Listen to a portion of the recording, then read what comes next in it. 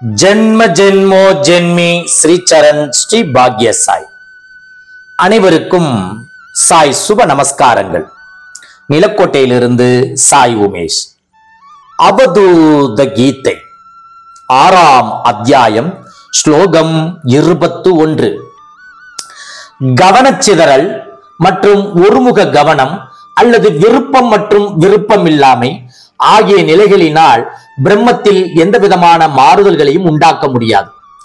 அனைத்தையும் உள்ளடக்கிய ஒரே ஒரு முழுமைத்தன்மை மட்டும்தான் உள்ளது என்றால் எப்படி வேறுபாடு உடைமை அல்லது வேறுபாடு இல்லாமை ஆகிய நன்மைகள் இருக்கும்?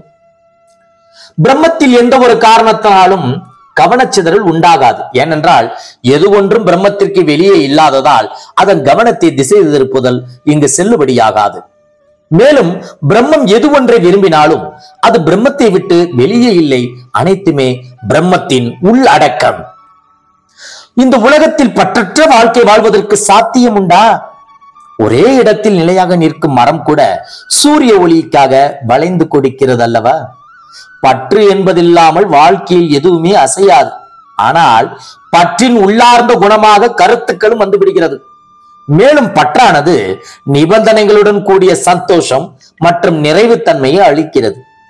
இருப்பினும் பிரம்மத்தில் பற்றுகளினால் உண்டாகும் நிபந்தனைகளுடன் கூடிய சந்தோஷமோ அல்லது நிறைவுத்தன்மையோ செல்லுபடியாகுவதில்லை.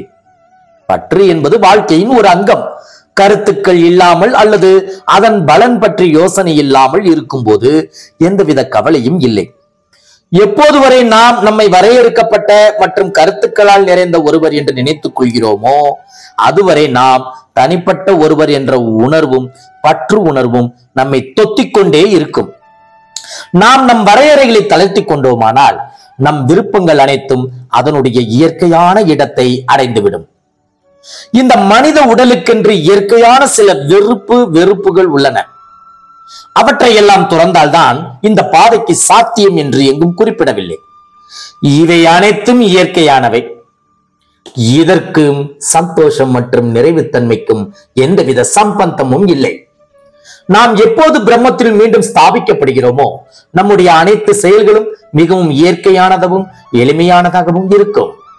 தண்ணீர் குடித்துவிட்டு சிறுநீர் கழிப்பது போல இங்கு நிறைவுத்தன்மை என்பது எப்போதுமே உள்ளது.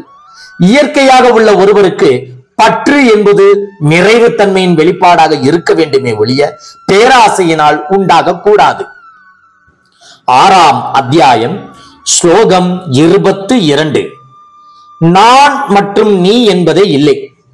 குடும்பம், குலம் மற்றும் ஜாதி போன்ற வேறுபாடுகள் உள்ள கருத்துக்கள் அத்துணையும் பொய். நான் தான் உண்மையான அந்த உயர்ந்த பிரம்மம், முழுமையானவன்.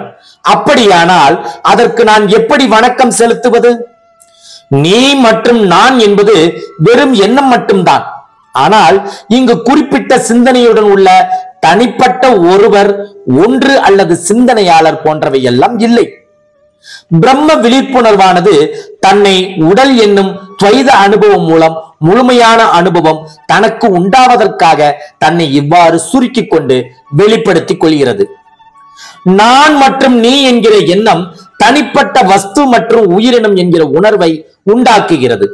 ஆனாலும் நமக்கு மற்றவர்கள் மற்றும் வஸ்து போன்றவைகள் இருப்பது போன்ற தோற்றம் உருவாவதற்கு மாயைதான் காரணம். அனைத்துமே பிரம்மம் மட்டும்தான். அவை வெவ்வேறு பரிமாணங்களில் தன்னை வெளிப்படுத்திக் கொள்ளும் போது வெவ்வேறு வஸ்துக்களாகவும் வெவ்வேறு விதமான அனுபவங்கள் பெறுபவையாகவும் நமக்கு தெரிகிறது. எல்லா தனிப்பட்ட கண்களும் ஒரே பிரம்மத்தின் பார்வையோடு தான் உள்ளது. இங்கு நாம் வணங்குவதற்கு யாரும் இல்லை, யாரையும் வணங்க வேண்டியதும் இல்லை. பிரம்மம் மட்டும்தான் உள்ளது.